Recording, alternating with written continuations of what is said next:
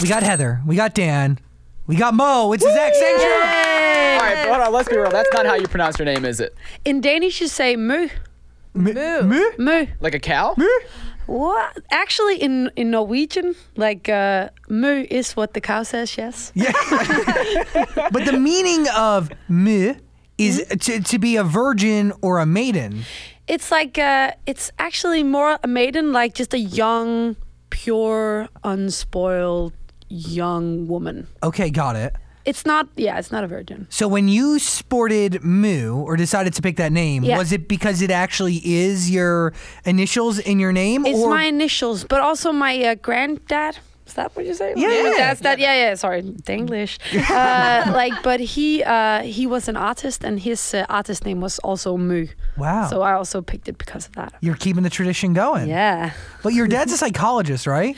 My dad is a psychologist, yeah, but his father was an artist. Yeah. What does your dad think of your music?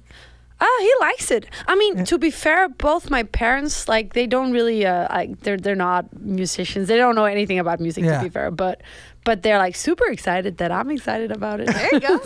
But your dad knows human emotions, right? So he can break down that record and. Yeah. What? He could break down the record and learn some things about you. Yeah. No, sure. Yeah. I think they both actually, they don't tell me, but I think they listen a lot. Yeah. And like follow, like I know they follow me a lot, like on the socials. I'm like, oh, well. They're in the loop. Yeah. So wait, where did your musical background come from then? Actually, I kind of just... when I was 7 years old, I got the Spice Girls album, Spice, you know. As we all did. Yeah, exactly. And I kind of just feel like, you know, I was like this, like it was like kind of like, what do you say, like I saw the light. It was like, oh, I want to be a musician. Like I don't know. I was so drawn to them and to the music and to everything. And so we inherited like a piano, and so I just sat down and started working. What was the first type of music you ended up creating? Like, could you put a sound around it? Straight up, like trying to copy any Spice Girls song. I was just copying all the pop music at that moment, and like we're trying to learn. Because again, I knew that I didn't have any music, like there was no music or no influential people in my family, so I had to kind of just start myself, you know, because it was not going to happen anyway. But by the way, like people should adapt that to life always. Do it on your own. True, I Build agree. it yourself. Yeah, I agree. Don't wait for somebody to give you that push to do it. No, you have to just work really hard. Your first pieces of music that ended up coming out were, I mean, interesting in my opinion. Like a piece of music to to. Yeah, I was so angry with a girl who stole my boyfriend. So I said, so here you got a piece of music to Wow. I was so mad. Like I was actually just really heartbroken. So I wrote so many angry kind of crunk rap songs about like how much I hated this girl. Yeah. So okay. Yeah, you know, I might as well be honest about that. You were writing a record that you wanted your ex and this new lady to make love to you, so they thought of you when they were doing it. Yeah, I was just pissed. I actually don't know what the thoughts behind it was, other than I was just like, you know, F you, you know, like so much. Well, did they ever do it? Do you know? Like, did they ever to it? Oh, I don't know. No, you know what? Actually, I don't think so. I think that would have been a weird like situation for both of them. You know? And you know? Yeah, really weird. Imagine. You know, honey, my ex just released this piece of music, and it would really turn me on if we gave this one a go-ahead, you know? Nah. Wow. Anyway, yeah. I was an angry teenager. So, yes. but what kind of style was that? Was it like it was angsty? Obviously. Yeah, very much. And also, I remember because that time it was when I was in art school and stuff. Also, I was very much also experimenting with that whole thing of like an alter ego and like very much actually. It was very much a part of my practice as an artist. Yes. Because I did all these other things as well, like also like visually, like doing collages, like, and it was all like very, like just very loudmouth. I guess, you know, like very like, you know, and so yeah. But you usually you do that, right? You have different sides of you, and when you create music, you do have alter egos. I guess so, but actually with my, like now as like this solo career, like I actually tend to be very much myself and be very, just be very, very honest, actually. Whereas back then, these things, I mean, was also honest, but it was very much like it was kind of my thing to really be very like, in your face. Out there, obvious. Exactly. Okay, so another piece of your work that stood out to me, you had MOR. Yeah, that was my punk band. Yeah, it was cool. you and your best friend. Yeah. It was a duo, and one of the EPs was something in Danish that translates, correct me if I'm wrong, in your face. Yeah, true. Right? That was the name, yeah. Amazing. That was a big hit. That was in face. That means in your face. You got to give me the story behind it.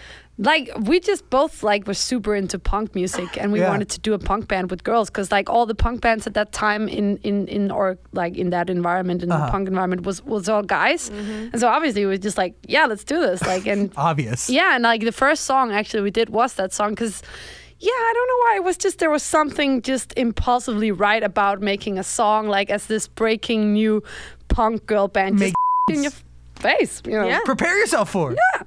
Question. Get ready. Here it comes. I don't want to be like don't see this as like, misogynist or like white male anything. No. You're making music with your best friend. Yeah. It's a very emotional, very artistic, very freeing thing. Yeah. Are you hooking up with her?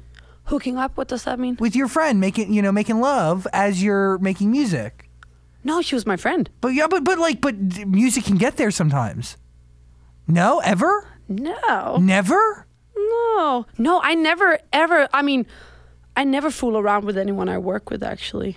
So that's a rule. No, it's not a rule. It's just don't poop where you eat. That's what we say here in America. I just seriously, I think if that's how you feel about someone, then I'd rather do that than create something. Got it. Yeah, I think I'm very separated actually with those things. Is that also because that gives you life to relate back to art and it's separate, right? Because you write music, I'm assuming, off of life experience, right? Yeah, whether that be heartache or love or ups and downs, whatever it may be. You actually might be right. I don't know. I've never tried being romantically involved with anyone that I was like creating music with, like on a serious level at least. See, I just feel like I would never be able to do that, right? You would have to I would just make have out to, with the one you did. Yeah, I would just have to, out of desperation, number one, but number two, I'd be with them for so long that like it would get boring in my mind if I don't at least try something and get denied, He tries to make out with me every day, and I'm just like, Zach, no, we work together. She draws the line, No, yeah, sure, yeah, no, it's interesting. She's so judging you right now. Okay, we go from in your face to everything you have now. Right? I mean, yeah. Such a today. Today. Like what? Such a transition and such an evolution. Like, is there anything you can look back at when you were making music back then and be like, you know what? I still kind of use this sound, or there's this same quality about me now that I use in the studio, or whatever it may be. Like, what sticks with you from then to now? I think the thing that sticks with me from back then is still the thing that my most favorite music to make is when you don't think about the rules, all the rules of like how to make a pop song, like how to make this work for whatever. Like when you allow yourself to just be a little bit, to just at least think you're a little bit of a rebel. That's what I still have from back then. Because I remember I was always searching for a way to try to, break the rules a little bit. Yeah. And I think that's still somewhere in there far back. Dude, it's obvious in the music. Great. The current single right now is Nights With You. Yep. And it's phenomenal. Thank you so much. But you've had a lot of really pretty incredible songs in your life, right? That I can look back at your resume, your discography, or whatever, and I can kind of say, like, in my opinion, what songs I think might have been life changing for you. Yeah, sure. But what song do you deem life changing? I mean, Lean On was definitely super duper life changing. So much. But Avicii changed your reputation in the game, right? Maybe. Actually, the funny thing is, like, that one came out in 2012, and that was just when I had launched my own kind of like Esmu, and I mean, I remember that people talked a lot about it, but I guess I was so much in my own world because everything was kind of starting to happen. I get it. But so yeah, no, I mean, it was definitely important. But Very Lean On important, is a commercial success. Lean On, I think, has been the biggest, life changer of my life. And you get money from that one. Sure, yeah. Like a nice amount because it's a big record. Yeah? Exactly how much? I don't know how much. I actually don't know. I'm so bad with money. You have no idea. I'm so bad. But So. did you reward yourself with anything after that record hit? I think no. Like the thing is, when those things, even like when you do have a song that's going well, like obviously that's your dream coming true. But you kind of like just so much in the what do you say, like the storm of it all. So you don't really. There wasn't really a point where I remember actually when it entered top 10 in the Billboard Hot 100. I was like, okay, actually I did celebrate. I think I did celebrate. Now thinking about it. I was just about to come. Yeah, you don't really think about it, but you actually totally do. When that happened, yeah, I celebrated. Does it annoy you when some people still think you're the girl on the song with Justin Bieber? No, because you know what? That's totally fair. Because I am. I mean, and I come from a very indie background. I'm like slowly trying to, dig my way into the mainstream. So of course, people will know me as the song with Bieber. So it's not a bad thing too. No, it's great. It's amazing. You have had a ton of features in your career, right? Like they've really, you've created such a body of work and an amazing body of work, extensive, just from features. Yeah, true. I know that they all have different stories. Yeah. But do you think, why do you think they want you? I don't know. Like the first feature I ever did was with my friend Elephant. And I think we were kind of just friends, like, and really bonding. And we both thought, we liked each other. And then Iggy Azalea, Beg for it, another game changer. Yeah, that was definitely an experience, yeah. But I think after Lean On, a lot of people wanted to also, to work with me. Yeah. But it's very hard to pinpoint what it is about oneself. So it's like, this is what's so appealing about me. And I'm sure everybody, I don't know what. And I'm sure everybody has different answers, right? Yeah, and every that, artist has a different answer. Yeah, exactly. Wow, Zach, dumb question. You're still working with Diplo a lot, though. I see you in all of his Snapchats recently. Yeah. He's my friend. What are you guys so working on? Making music. For him, for you, like you're working on your album, right? Yeah, I'm working on my album, yeah. So are those songs for that? The thing is, so like, always when you make songs, you never, sometimes for sure, but sometimes you also just make stuff and then in the process you find out, oh wait, this would be perfect for this or for that. So, yeah. How are Diplo's chickens, by the way? They're nice. Actually, they seem like so they seem so happy. And I've seen a lot of, I think, kind of unhappy chickens. His were very happy. Okay. How do you know? Where do you hang out? How do you know if a chicken is happy or not? No, but just they look healthy and they were like making sounds and they were like, It wasn't like one of those scary documentary McDonald farm chickens? Exactly, that's what I'm talking about. Yeah, these seem very happy. 1,000 chickens in one pen. Yeah. They had a that's room. horrible, yeah. So you really just pull your songs together. You create music, and then you kind of dole it out. For him, for you, whatever. Yeah. I mean, unless there's a record that you maybe feel special about. Like you mean in creative, like in making it or? I mean, maybe even after. Like, has there been a record that you knew that this was only meant for you? Oh, like that. Yeah, sure. Yeah, I think so. But the thing is, always when I write a song, I think instinctively. Oh, sure. Yeah, I think you're. I mean, come on, I can barely see you know what I mean? We don't know. So. No, but like my instinct is always like, I'm always writing it from like, from the, it's personal, like from a personal space. So in a way, it's always for, I guess, myself. But then after you kind of created it, it's like, okay, actually, who is this actually for? Maybe it could be for anyone, Wow. So it always starts with you. Yeah, I always put myself in it a lot. I think that's how I create music. I couldn't do it if it was just the like mathematical. I'm very bad with that. I'm so like overly emotional. I have to put myself into it. Is that not draining? No, I think it's more draining if I try to detach myself from it, because then suddenly it becomes this school project where it's like, oh, it has to be, and then I can't do it. Like, but if I put myself in it, then it floats, Wow. or it doesn't float, and then it's just like, okay, well, it's not there today, so.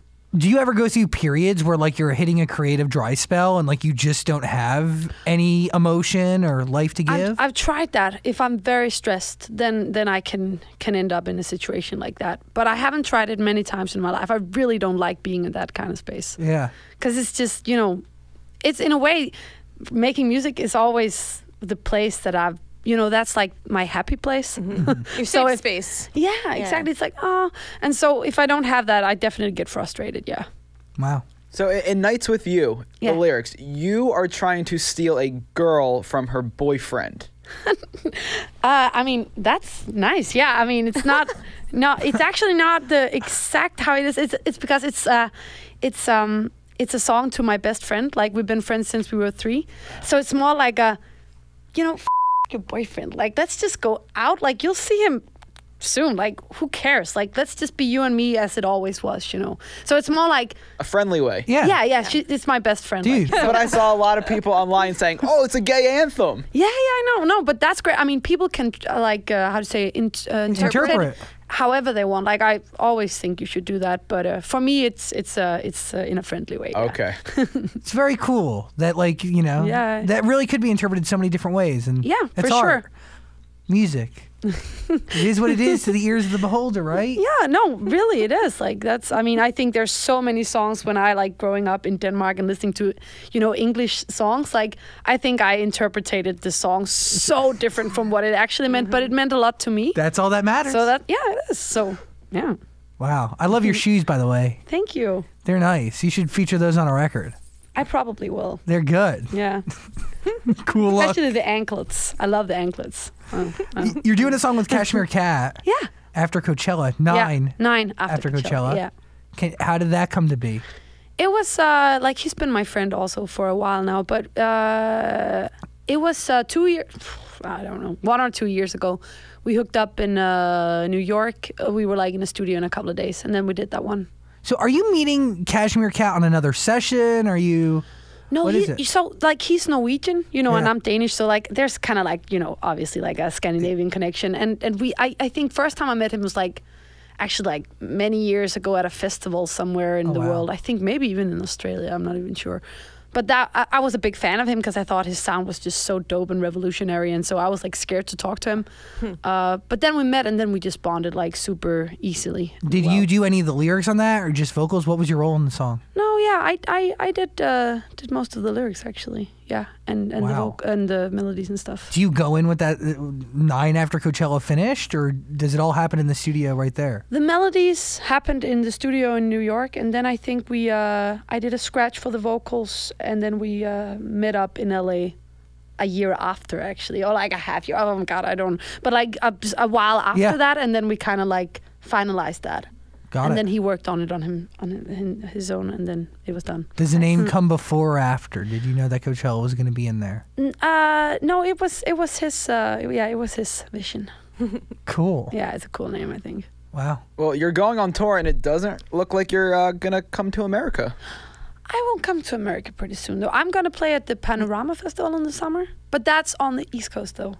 But by the way, she already did a tour here. Well, I was lucky enough to come and see you at Club Nokia. I know, but I'm just reading the new tour you're going on, looking at the tour dates, and it's all not here for us to come see. No, there'll be more.